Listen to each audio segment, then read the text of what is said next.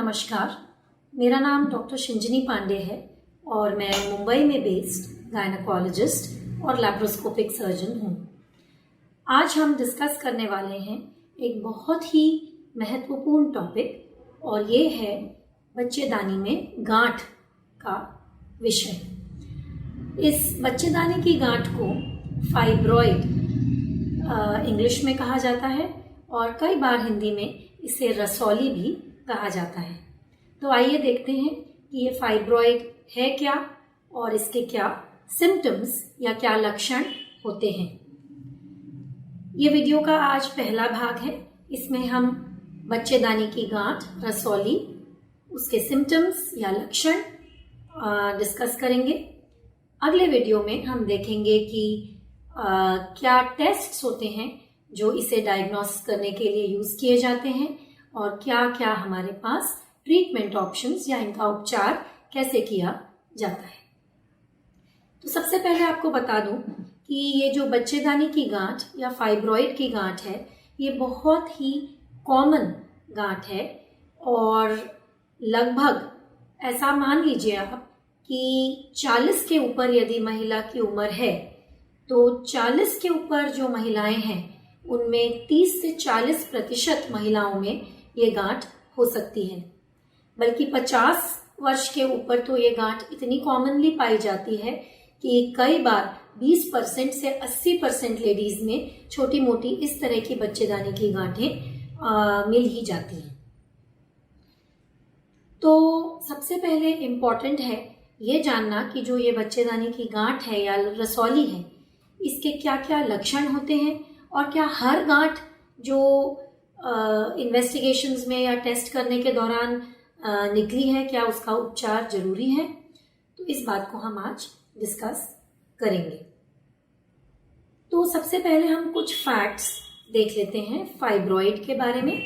और ये फैक्ट्स ये हैं कि ये पहले मैंने अभी बोला, ये बहुत ही कॉमन प्रॉब्लम है लेडीज के बीच में।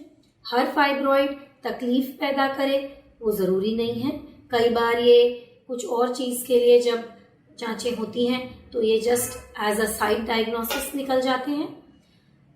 तो सबसे पहले हम ये जानते हैं कि ये गांठ है क्या ये कैंसर हो सकती है, क्योंकि यही सबसे ज़्यादा डर महिलाओं के मन में, लेडीज़ के मन में यही डर होता है। तो जो फाइब्रॉइड या रसौली की गांठ है, इसमें कैंसर नहीं होता है, बल्कि ये कहना चाहिए कि कैंसर का जो चांस है वो बहुत ही कम है। इतना कम है कि आप समझिए कि अगर 1000 लेडीज को फाइब्रॉइड है तो 1000 में 1 से कम लेडी को फाइब्रॉइड में कैंसर की चांस होती है। तो लगभग कहने का मतलब ये है कि ये नॉन कैंसर या बिना कैंसर की गांठ होती है। फाइब्रॉइड साइज में एकदम छोटे छोटे, किसी बीज के बराबर या मटर के दाने के बराबर हो सकते हैं और कई बार ये इतने बड़े होते हैं कि आप समझ लीजिए जो 7, 8 या 9 महीने की गर्भवती स्त्री का जो गर्भ का साइज होता है उतने बड़े भी ये हो सकते हैं। पूरे पेट का जो अंदर का भाग है वो पूरा ये ऑक्यूपाई कर सकते हैं। तो साइज वेरिएशन बहुत होता है, छोटे छोटे भी बहुत होते हैं और किसी किसी लेडी में बहुत बड़े भी पाए जाते हैं। अब जो ये फाइब्रॉइड है ये ज्यादातर रिप्रोडक्टिव एज ग्रुप कहने का मतलब है कि जो मिडिल एज की लेडी होती हैं उनमें ही ज्यादा पाया जाता है। और जैसे जैसे मेनोपॉज या पीरियड बंद होने का समय आता है, यानी 50 या 55 के बाद की जो 50-55 के रेंज की जो आगे की उम्र है, उसमें इनका चांस काफ़ी कम हो जाता है। यदि ये इस एज में पकड़ में आती हैं तो मोस्ट प्रोबेबली ये पहले हो गई होती हैं और जस्ट किसी टेस्ट करवाने की वजह से या जांच करवाने की वजह से ये पकड़ में आती हैं। अब इसके पहले कि हम ये देखें कि इनके लक्षण क्या हैं या इनके सिम्टम्स क्या हैं, हमको कैसे मालूम पड़ेगा कि हमको ये जो तकलीफ हो रही है ये फाइब्रॉइड की वजह से है, ये हम देखने के पहले देख लेते हैं कि ये कितने प्रकार के होते हैं। क्योंकि अगर हम ये समझेंगे कि कितने प्रकार के रसौली की गांठ है या फाइब्रॉइड है, तो उससे हमको लक्षण समझ में ज़्यादा अच्छी तरह से आएंगे। तो फाइब्रॉइड जैसे आप इस चित्र में देख रहे हैं, 3 प्रकार के मेनली होते हैं। पहला प्रकार होता है जिसे हम कहते हैं सब म्यूकस फाइब्रॉइड। इसमें जो ये बच्चेदानी की गांठ है ये अंदर की तरफ बढ़ती है और बढ़ते बढ़ते ये जो बच्चेदानी के अंदर की जो कैविटी है या अंदर का जो भाग है उस पर प्रेशर डालती है और वहां से हमको दिखती है। जो दूसरा जो फाइब्रॉइड है वो बच्चेदानी की जो दीवार है या जो दीवार है उसके बीचम बीच बढ़ती है और जैसे जैसे ये बढ़ती है हो सकता है बच्चेदानी का साइज भी साथ साथ में बढ़े। इसे हम बोलते हैं इंट्राम्यूरल फाइब्रॉइड। अब तीसरा जो वैरायटी है फाइब्रॉइड्स का वो ऐसा वैरायटी है कि जो गांठ है वो बाहर की सतह की तरफ ज्यादा बढ़ती है और कई बार तो बिल्कुल बाहर की सतह से निकलकर लटकने जैसे लगती है और इसे हम बोलते हैं सब सीरोजल फाइब्रॉइड। अब ऐसा हो सकता है कि शुरुआत में एक गांठ जैसे बीच में शुरू हुई, जैसे मैंने सेकंड नंबर का जो आपको बताया है इंट्राम्यूरल वैरायटी, लेकिन बढ़ते बढ़ते हो सकता है वो अंदर की तरफ रुझान करने लगे और फिर उसको अंदर की तरफ का भाग भी उसका आने लगे। कोई कोई गांठ बाहर की तरफ बढ़ती है बीच में से स्टार्ट होकर। तो कहने का मतलब है कि इनके कॉम्बिनेशंस भी हो सकते हैं। अब एकदम सिंपल सी बात है, समझना बहुत आसान है। यदि सबसे अंदर वाली गांठ है जिसका दबाव बच्चेदानी के अंदर के पार्ट पर या जहां बच्चेदानी का पर्दा होता है उधर पर पड़ता है, तो ये गांठ चाहे छोटी ही क्यों ना हो, ये एक स्त्री में बहुत से लक्षण पैदा कर सकती है। और इसमें सबसे कॉमन लक्षण होता है मेंसेस के टाइम या महीने के टाइम अत्यधिक ब्लीडिंग होना, क्योंकि ये अंदर की तरफ है, इसका रुझान, इसका दबाव अंदर की तरफ है, तो जो ब्लीडिंग का एरिया है वो बढ़ जाता है और ब्लीडिंग बहुत हैवी हो सकती है। तो ये एक मुख्य लक्षण है। तो गांठ कहाँ है, किस लोकेशन पर है, उसका साइज कितना बड़ा है, इस पर बहुत बार ये डिपेंड करता है कि उस लेडी को या उस स्त्री को क्या लक्षण होंगे। एक और पहलू बहुत इम्पोर्टेंट है, वो है कि एक सिंगल गांठ है या बहुत सारी गांठ है। तो ये फाइब्रॉइड की गांठ कई बार सिंगल होती है और कई बार बहुत से फाइब्रॉइड्स भी पाए जा सकते हैं। और सारे लक्षण समूह जो एक स्त्री को परेशान करते हैं वो इन्हीं चीज़ों पर डिपेंड करता है। पहला, कौन सी पोजीशन में गांठ है, दूसरा गांठ का साइज क्या है या कितनी बड़ी गांठ है, और तीसरा एक है कि बहुत सारी हैं, और चौथा और भी कोई कारण है क्या जो ये लक्षण पैदा कर सकते हैं। तो आइए, इसके बाद जब हमने अब समझ लिया है कि 3 मुख्य पोजीशन क्या है और कॉम्बिनेशन भी हो सकता है इनका, तो हम अब ये देखते हैं कि मुख्य लक्षण क्या है फाइब्रॉइड्स के। तो पहला लक्षण होता है ब्लीडिंग जो होती है, हर महीने की ब्लीडिंग या जिसे मेंस्ट्रुअल ब्लीडिंग कहा जाता है, महीना कहा जाता है हिंदी में, उसमें चेंजेस आना। और ज़्यादातर ये चेंजेस ऐसे होते हैं कि पीरियड की जो ब्लीडिंग है, महीने की जो ब्लीडिंग है, वो बहुत बढ़ जाती है। पहले यदि 2 या 3 पैड यूज होते थे तो अब 5 या 6 पैड यूज होते हैं।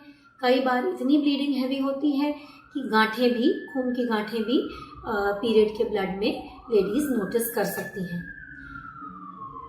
पीरियड अगर पहले 3 या 4 दिन आता था तो हो सकता है कुछ लेडीज ऐसा नोटिस करें कि ब्लीडिंग 6, 7, 8 दिन चले। कई लेडीज को 2 पीरियड के अंतराल के बीच के भाग में भी थोड़ा थोड़ा स्पॉटिंग का अर्थ होता है दाग दाग दाग दाग करके ब्लीडिंग होना, इसको हम इंटरमेंस्ट्रुअल ब्लीडिंग बोलते हैं, ये लक्षण भी आता है। वे टिपिकली डॉक्टर को या अपनी गायनेकोलॉजिस्ट को बताती हैं कि पहले मुझे पीरियड एकदम 3 या 4 दिन में क्लियर हो जाता था और फिर नेक्स्ट पीरियड अपने टाइम पर आता था, और अब मुझे बीच के भाग में भी लाल दाग दिखाई देता है। इसके अलावा कुछ गांठें जो कि अंदर की तरफ बढ़ रही हैं या जो बीचम बीच हैं और जो पूरे यूट्रस पर दबाव कर रही हैं, उनमें अगर बढ़त होती है तो लेडी ऐसा नोटिस कर सकती है कि उसको पीरियड के दौरान दर्द काफी महसूस हो। साइज के ऊपर, पोजीशन के ऊपर यदि ये गांठें बड़ी हो जाएं तो हमको नीचे के भाग में प्रेशर की सेंसेशन या ऐसा लगना जैसे दबाव का सेंसेशन है, जैसे हम पेल्विक प्रेशर बोलते हैं, ऐसा भी महसूस हो सकता है। फिर आगे के जो लक्षण हैं वो डिपेंड करते हैं कि यदि फाइब्रॉइड बड़ा है और जो बाकी के जो ऑर्गन्स हैं अगर उन पर प्रेशर डाल रहा है, तो कई बार यदि आगे के भाग में फाइब्रॉइड की प्रेशर आती है तो पेशाब संबंधी लक्षण भी उत्पन्न हो सकते हैं, और जैसे इनमें रात को बार बार पेशाब आना, पेशाब सही से खुल कर ना होना, रुक रुक कर होना, या इवन पेशाब करने के टाइम दर्द महसूस होना भी लेडी महसूस कर सकती है। इसी तरह से यदि पीछे की तरफ फाइब्रॉइड बढ़ता है तो पीछे के रास्ते में ये दबाव डालता है और कई बार कब्जियत की तकलीफ या कॉन्स्टिपेशन की तकलीफ भी हो सकती है। इसके अलावा और बहुत से लक्षण फाइब्रॉइड्स पैदा कर सकते हैं। कई बार कुछ स्त्रियां जो गर्भवती होना चाहती हैं, जो प्रेगनेंसी चाहती हैं, जब वे अपनी जांच करवाती हैं संतानहीनता के लिए, जब वे अपने टेस्ट करवाती हैं तो उन्हें ये पता लगता है कि उनको बच्चेदानी में गांठ है, रसौली है, और ये एक बहुत बड़ा टॉपिक है जिस पर मैं एक अलग से लेक्चर लूँगी या अलग से टॉक लूँगी कि इनको क्या करना चाहिए। क्या हर फाइब्रॉइड जो एक संतानहीनता के लिए जो लेडी आ रही है उसमें जो डिटेक्ट हुआ है, क्या उसका इलाज होना ही चाहिए? तो इस पर हम एक अलग बात करेंगे, लेकिन आज के लिए इतना ज़रूरी है कि हाँ, अगर फाइब्रॉइड की गांठ या रसौली बच्चेदानी की अंदर की पोजीशन की तरफ आ रही है, या अंदर वाली गांठ है, या इवन बीच वाली गांठ है जो कि अंदर की तरफ जिसका रुझान है और जो अंदर की कैविटी की तरफ या अंदर का जो क्षेत्र है उसकी तरफ, पर्दे की तरफ दबाव डालती है, तो ये प्रेगनेंसी रहने में बाधा ला सकती है और इसको निकालना बहुत ज़रूरी होता है। कई बार फाइब्रॉइड्स बहुत बड़े हो जाते हैं और फिर उनकी वजह से बाकी के जो अंदर के जो श्रोणि के भाग के या पेट के भाग के जो अंदर के जो दूसरे ऑर्गन्स हैं उन पर दबाव पड़ता है, और कई बार जब ये 10 या 12 सेंटीमीटर के ऊपर हो जाते हैं तो जो हमारी किडनी है उस पर भी प्रेशर पड़ सकता है। यदि फाइब्रॉइड इतना बड़ा हो गया है तो भले ही वो कोई महामारी के सिम्टम नहीं कॉज कर रहा है, पर अगर किडनी वगैरह पर प्रेशर आ रहा है तो उसे निकालना ज़रूरी हो जाता है। अब हम ऐसे देखते हैं कुछ ऐसे लक्षण जो इतने कॉमनली फाइब्रॉइड से नहीं होते हैं पर हो सकते हैं, और इसमें से एक लक्षण है नीचे के भाग के कमर का दर्द। यदि फाइब्रॉइड की पोजीशन पीछे है और फाइब्रॉइड बड़ा है तो हो सकता है बैक एक की प्रॉब्लम भी इससे उत्पन्न हो। कई बार कुछ बहुत ही रेयर लक्षण होते हैं और कभी कभी बहुत जोर से पेट में दर्द, जिसे हम अक्यूट पेन एब्डोमेन बोलते हैं, ऐसा कभी कभी फाइब्रॉइड से हो सकता है। कभी कभी फाइब्रॉइड इतनी तेजी से बढ़ता है कि जो उसको सप्लाई करने वाली खून की जो नस है वो उसको उतना सप्लाई दे नहीं पाती और उसमें फाइब्रॉइड में गलने के चेंजेस हो जाते हैं जिसे हम डीजेनरेशन बोलते हैं, और इसकी वजह से भी एक्यूट पेन या बहुत एकदम से दर्द नीचे के भाग में लेडी को महसूस हो सकता है। अब देखते हैं कि क्या लक्षण होते हैं फाइब्रॉइड के प्रेगनेंसी के दौरान और क्या प्रेगनेंसी में ये कुछ लक्षण पैदा कर सकते हैं। तो कई बार ऐसा देखा गया है कि प्रेगनेंसी और फाइब्रॉइड साथ साथ बढ़ सकते हैं। कभी कभी फाइब्रॉइड्स प्रेगनेंसी में कोई फर्क नहीं पैदा करते, उतने ही साइज के रहते हैं, कभी कभी उनका साइज कम भी हो सकता है। किन्हीं किन्हीं लेडीज में प्रेगनेंसी के दौरान यदि ऑलरेडी गर्भाशय में फाइब्रॉइड की गांठ है, रसौली है, तो ये कुछ प्रॉब्लम्स पैदा कर सकती है। ये थोड़ा सा अबॉर्शन होने का चांस बढ़ा सकती है। कई बार 9 महीने पर डिलीवरी ना होकर हो सकता है थोड़ी जल्दी डिलीवरी की ये चांस पैदा कर सकती है, और कभी कभी ये नॉर्मल डिलीवरी होने में भी बाधा कर सकती है। और हो सकता है कि फाइब्रॉइड की गांठ अगर बड़ी है या नीचे के पोजीशन में है तो आपके डॉक्टर आपको सिजेरियन डिलीवरी के लिए एडवाइस करें। तो ये तो हो गए प्रेगनेंसी में फाइब्रॉइड्स का असर, और एक ओवरऑल हमने देखा कि क्या लक्षण समूह है जो एक लेडी जिसको फाइब्रॉइड है वो अपनी लाइफ में महसूस कर सकती है, देख सकती है। अच्छा, अब हम देख लेते हैं कि बहुत बार लेडीज आती हैं, पूछती हैं मुझे ये हो क्यों गया, क्या कारण था इसका कि मुझे बच्चेदानी में गांठ है। तो हम कॉजेज ऑफ फाइब्रॉइड या कारण क्या हैं फाइब्रॉइड्स होने के, ये हम आज एक बार जल्दी से देख लेते हैं। तो मेन कारण जो होता है वो होता है जेनेटिक, या जिसे हेरिडिटरी कारण बोलते हैं। तो इसका अर्थ ये होता है कि हमारे जीन्स में या हमारे जो अंदरूनी एक तत्व हैं या टेंडेंसी है किसी किसी की फैमिलीज में होती है, और स्पेशली जिनके माँ में या माँ की बहनों में, या यदि आपकी बड़ी बहन में, छोटी बहन में फाइब्रॉइड की चांस है या उनको फाइब्रॉइड हुई है, तो थोड़ा सा आपको भी सतर्क रहना चाहिए। आपको भी फाइब्रॉइड होने की चांस थोड़ी ज्यादा हो सकती है। दूसरा कारण ऐसा होता है कि ये जो फाइब्रॉइड की गांठ है ये हॉर्मोन्स पर डिपेंड करती है। जो लेडीज के ईस्ट्रोजन और प्रोजेस्टेरोन हॉर्मोन्स होते हैं उनकी वजह से ये ग्रोथ्स या जो गांठें हैं ये बढ़ती हैं। इसीलिए ज्यादातर लेडीज में जो मेन रिप्रोडक्टिव ईयर्स होते हैं, या जो आप समझ लीजिए मध्य भाग होता है जीवन का, जब हमारे हॉर्मोन्स सबसे ज्यादा होते हैं, तभी ये गांठ ज्यादा पाई जाती है। तो हॉर्मोन्स का प्रेजेंस, कई बार एक हार्मोन बढ़कर उसकी मात्रा ज्यादा होना, उसकी वजह से भी ये गांठें होती हैं, और ये इसीलिए इन गांठों को हार्मोन डिपेंडेंट ग्रोथ्स माना जाता है। टिपिकली फाइब्रॉइड की ग्रोथ मेनोपॉज या पीरियड बंद होने के बाद इनकी चांस काफी कम या एकदम नेग्लिजिबल हो जाती है। इसके अलावा कुछ ऐसे हॉर्मोन्स के अलावा कुछ ऐसे तत्व होते हैं बॉडी में जिन्हें हम ग्रोथ फैक्टर्स बोलते हैं। ये ग्रोथ फैक्टर्स में से एक है इंसुलिन डिपेंडेंट ग्रोथ फैक्टर। इनकी भी मात्रा ज्यादा होने से फाइब्रॉइड्स ज्यादा पाए गए हैं। इसके अलावा और बहुत से ऐसे शोध हैं जिनमें पता चला है कि इस तरह के ग्रोथ फैक्टर्स या कुछ ऐसे बॉडी में केमिकल्स हो सकते हैं जिनकी वजह से इनकी ग्रोथ फाइब्रॉइड्स की बढ़त बढ़ सकती है। अच्छा, अब हम देख लेते हैं कि कुछ और क्या चीजें हैं जिसे हम रिस्क फैक्टर्स बोलते हैं, या हमारी लाइफ में ऐसे क्या हम कर सकते हैं जिससे हमारा रिस्क थोड़ा कम हो जाए फाइब्रॉइड होने का। तो देखिए, मेन तो ये हॉर्मोन्स की वजह से होती है, और इसका एक हेरिडिटरी यानी फैमिली में जो रन करती हैं प्रॉब्लम्स, वो बेसिस होता है। पर कुछ शोध या कुछ स्टडीज ऐसी भी हैं जो अब आई हैं जिनसे ये पता लगता है कि यदि किसी लेडी में विटामिन डी की डेफिशिएंसी है तो ऐसी लेडीज में भी फाइब्रॉइड की चांस या रिस्क थोड़ा हायर होता है। तो इट इज इम्पोर्टेंट कि हम अपना विटामिन डी का सप्लीमेंटेशन लें और विटामिन डी लेवल्स मेंटेन करें।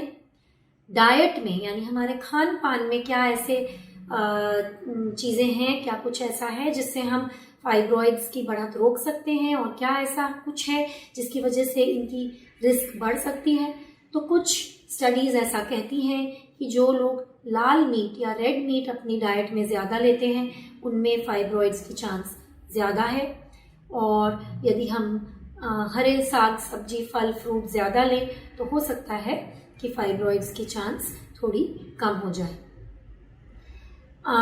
अल्कोहल या शराब के कंजम्पशन का भी ऐसा पाया गया है कि जो लेडीज अल्कोहलिक होती हैं उनमें भी फाइब्रॉइड की चांस थोड़ी सी ज्यादा होती है। तो लाइफस्टाइल मॉडिफिकेशन के लिए इट इज़ बेसिकली आप अच्छा हेल्दी फूड अपनाएं, ग्रीन फ्रूट्स एंड वेजिटेबल्स जिनमें एंटीऑक्सीडेंट्स की मात्रा ज़्यादा होती है, थोड़ा वो आप बढ़ाइए। विटामिन डी डेफिशिएंसी ना होने दीजिए। तो यही बेसिकली रिस्क फैक्टर्स हैं। खाने पीने के रिस्क फैक्टर्स बहुत ज़्यादा डॉक्यूमेंटेड ऐसे नहीं हैं, but these are the studies that have come up. तो बस यही रिस्क फैक्टर्स की कैटेगरी में आते हैं। यदि आपको कुछ ऐसे सिम्टम्स हैं तो आप ज़रूर अपने गायनेकोलॉजिस्ट के पास जाइए। आपके गायनेकोलॉजिस्ट कुछ सिंपल बेसिक टेस्ट्स करेगी, आपका एग्जामिनेशन करेगी, और इन टेस्ट्स के बारे में हम अगली टॉक में देखेंगे। अगली टॉक में हम फाइब्रॉइड्स के लिए क्या मेडिसिन्स दी जा सकती हैं और क्या मेडिसिन से गांठ पूरी तरह से ख़त्म हो सकती है, हटाई जा सकती है, इस पर भी हम एक देखेंगे। और सर्जरी के द्वारा इसका कैसे आजकल उपचार किया जाता है और क्या सर्जरी के अलावा भी कुछ ऑप्शंस हैं, ये सब हम अगली टॉक में देखेंगे। आज के लिए नमस्कार।